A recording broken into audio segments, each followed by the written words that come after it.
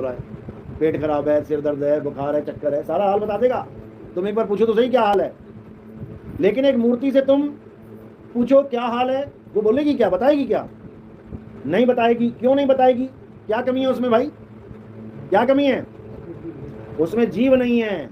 चलो मान लिया मूर्ति में जीव नहीं होता, लेकिन कुछ ज्ञानी पुरुष ऐसे भी हैं जो कहते हैं नहीं नहीं नहीं, पंडित जी उसमें जीव डाल देते हैं, मंत्र पढ़ के प्राण प्रतिष्ठा कर देते हैं। चलो उस मूर्ति के सामने चलते हैं, जिसमें प्राण प्रतिष्ठा हो गई उस मूर्ति के आगे चल जाते हैं, उसमें तो प्राण है कि नहीं है?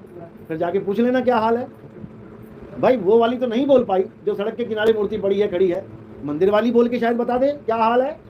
बता देगी क्या? नहीं बता पाएगी। इसका मतलब वो प्राण प्रतिष्ठा झूठ है, झूठ है। अगर प्राण डल गए होते तो क्यों ना बोलती, तुम सिर झुकाते, क्यों ना हाथ रखती सिर के ऊपर। अरे तुम अपने माँ बाप, अपने गुरु के आगे, अपने रिश्तेदारों के आगे पैर छूते हो तो क्या करता है उनका हाथ? अपने आप जाता है, सिर पे आ जाता है। और तुम मंदिर में जाके मूर्ति के आगे माथा टेको, कभी सिर पे हाथ रखा क्या किसी मूर्ति ने? नहीं रखा। बस यही समझना है, सत्य असत्य का निर्णय करना है, निर्णय।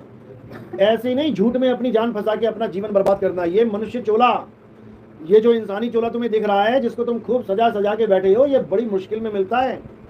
84 लाख बार जानवरों के, कुत्तों के, बिल्ली के, पेड़ पौधों के, कीड़े मकोड़ों के, सांप बिच्छू के जन्म लेने के बाद कितनी बार मिलता है?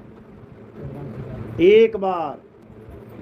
84 लाख के बाद एक बार ये जन्म मिलता है। अगर ये एक जन्म तुमने गंवा दिया, झूठ और सच का निर्णय नहीं किया, तो मेरे भाई तुम्हारी दुर्गति हो जाएगी और कोई तुम्हें बचाने वाला नहीं है। बताओ, गली का कुत्ता बाहर रात भर खड़ा रहता है, सोता है, उसको ये भी नहीं पता मैं सो रहा हूं, कोई तेंदुआ आके रात में पकड़ ले मुझे, कौन पूछने जा रहा है उसकी हालचाल? वही कुत्ता अमीर आदमी जब था, बढ़िया मकान में रहता था, लिंक के ताले लगा लगा के सोता था, 4 पहरेदार रख के सोता था, और इंसानी जन्म बर्बाद कर लिया। अब कुत्ता बन के बाहर बैठा है। अब घड़ी का नहीं पता कि कब क्या हो जाए, कौन सी कार आए उसके ऊपर, सोते के ऊपर चढ़ा दे। इतना बुरा हाल हो जाएगा। ये सबका होगा। ये नहीं सोचना कि वो गली के कुत्ते के साथ भगवान की दुश्मनी थी जो उसे कुत्ता बना दिया और तुम्हें इंसान। सबको मौका मिलता है, सबको। सब 84 में जाएंगे, फिर एक बार इंसान बनेंगे। अगर सत्य असत्य का निर्णय नहीं किया तो फिर 84 जाना पड़ेगा। 1,84 भटक के पौ पे अटके आए, अब की पासा ना पड़ा तो फिर 84 जाए। पौ क्या है? माया। तुम माया को और सत्य को नहीं जान पाए। माया झूठ है और सत्य क्या है? आत्मा सत्य है। तुम आत्मा का ज्ञान प्राप्त नहीं कर पाए, माया की पूजा करके निकल गए। अब माया तुम्हें ऐसा भरमाएगी कि तुम सोच भी नहीं सकते कि तुम्हारे साथ क्या होने वाला है। सपना जहां जगह बैठ जाओ। तो साहिब कह रहे हैं इस माया ने जग भरमाया, सारी दुनिया को भरमा के बैठी गई है। तो अब सत्य को जानना है। सत्य क्या है? सत्य आत्मा है। हे अर्जुन, इस दुनिया में 2 प्रकार के तत्व हैं, एक असत्य, एक सत्य। जो लोग असत्य की पूजा करते हैं वो कभी सत्य को प्राप्त नहीं कर सकते। उनको बार बार मां के गर्भ में जाना ही पड़ेगा, उनको बार बार कुत्ता, हाथी, बैल, बकरा, सांप, बिच्छू बनना ही पड़ेगा। और जो सत्य को जान लेते हैं, यानी जो आत्म ज्ञान को, आत्मा को जान लेते हैं, वो कभी असत्य को धारण नहीं करते, वो कभी इस झूठे संसार में नहीं आते। तो पहले ये तो समझ लो, झूठा संसार तो सब कर रहे हैं। ये झूठा संसार बनाया किसने? झूठा संसार कौन बना सकता है? सच्चा आदमी। तो फिर अगर सच्चा आदमी बनाता तो सच्चा संसार बनाता, झूठा संसार क्यों बना दिया भाई? यही साहिब समझा रहे हैं। रहना नहीं देश बेगाना है, ये धरती कागज की पुड़िया, बूंद पड़े घुल जाना है, रहना नहीं देश बेगाना है। ये संसार झाड़ और झाकर उलझ पुलझ मर जाना है, रहना नहीं देश बेगाना है। कहें कबीर सुनो भाई साधो, सतगुरु नाम ठिकाना है, रहना नहीं देश बेगाना है। अब देश में नहीं रहेंगे तो कहाँ रहेंगे? लोग कहते हैं अरे जीना यहाँ, मरना यहाँ, इसके सिवा जाना कहाँ? ये वो कहते हैं जिनको पता ही नहीं है कि जाना कहाँ है। ये वो कहते हैं, और जिनको पता है वो क्या कह रहे हैं? रहना नहीं देश बेगाना है। तो असली ठिकाना क्या है? सतगुरु नाम ठिकाना है। जब कछुआ चलता है, देखा होगा कछुआ चलता हुआ, अब तुम एकदम उसके पास जाओ तो कहाँ जाएगा वो? कहाँ भागेगा वो? तुमसे तेज भागेगा बचने के लिए, या किसी पेड़ पे चढ़ेगा? वो अपने आप में समा जाएगा। वो अपने आप में समाया। अब वो कछुआ भी है और स्थान भी है। स्थान बन गया अपने में ही रमण करना, स्थान बन गया। जैसे माँ की गोद है, ये औरत भी है और बच्चा जब गोद में बैठ जाता है तो स्थान भी है। इसी प्रकार सतनाम परमात्मा भी है, सतनाम जगह भी है, सतनाम नाम भी है। इसको समझ लो। तो एक ही सत्य है, आत्मा ही सत्य है। जब हम जाते हैं मूर्तियों के सामने तो वहां पर मूर्ति में आत्मा नहीं होती, इसलिए वो असत्य है। मूर्ति की पूजा करोगे तो सारी उम्र असत्य की पूजा कर रहे हो। कृष्ण जी ने देवी देवताओं की पूजा करवाई थी कि छुड़वाई थी? करवाई थी कि छुड़वाई थी? हिंदू बोलेंगे करवाई थी और सनातनी बोलेंगे छुड़वाई थी, क्योंकि हिंदू और सनातनी में फर्क है।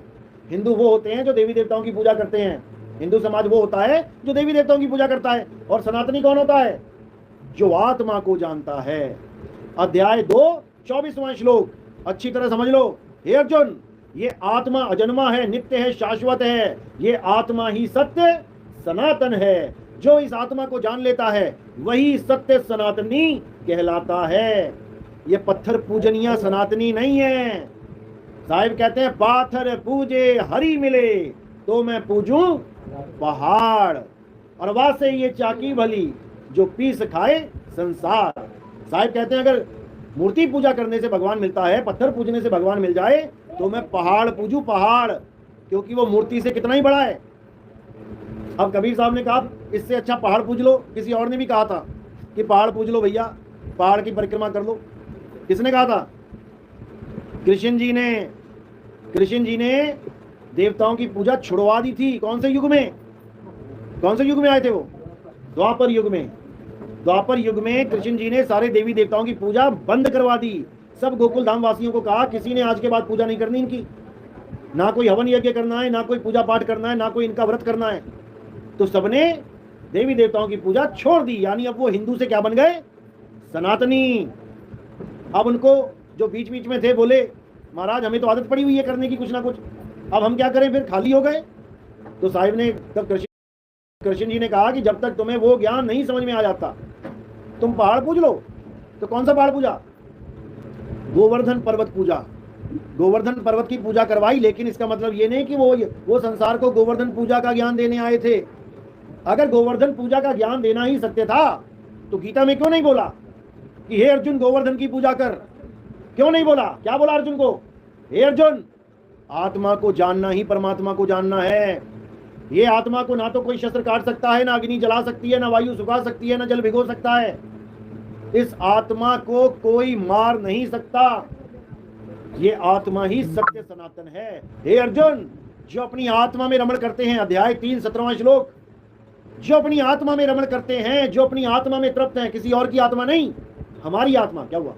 लाओ, कोई बात नहीं, चल पड़ेगा।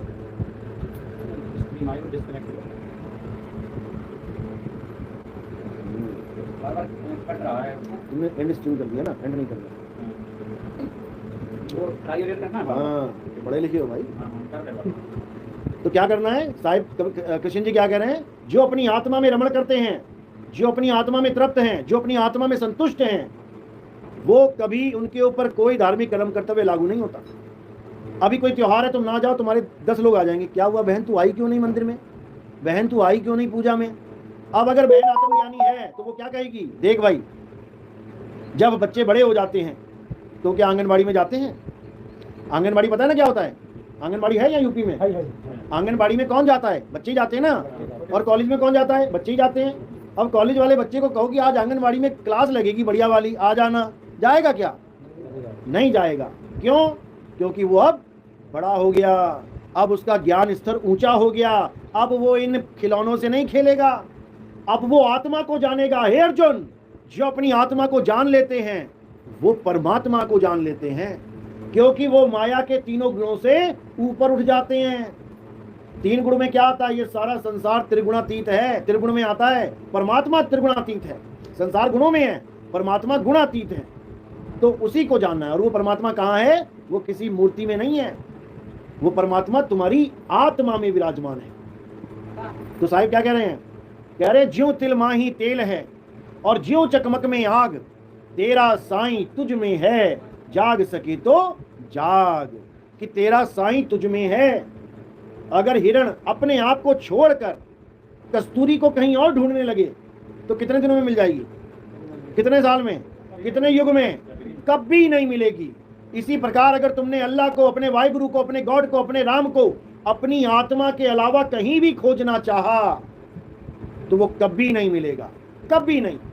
कस्तूरी कुंडल बसे और मर्ग ढूंढे वनमाही, ऐसे रमता राम है ये दुनिया जाने नाही।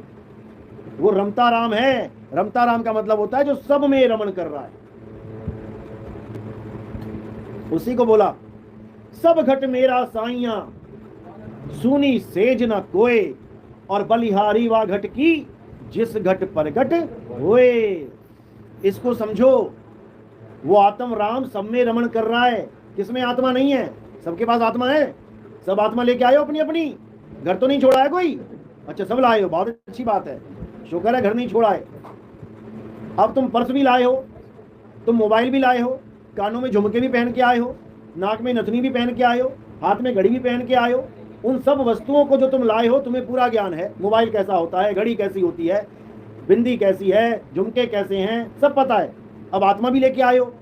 अब आत्मा कैसी होती है सोचो जरा, सोचो। जब से तुम इस दुनिया में आए हो ये आत्मा तुम्हारे साथ है, तुम ही आत्मा हो, लेकिन तुम्हें यही नहीं पता वो आत्मा होती कैसी है। लंबी है, मोटी है, छोटी है, गर्म है, ठंडी है, लाल है, पीली है, काली है, गुलाबी है, निराकार है, निराकार है।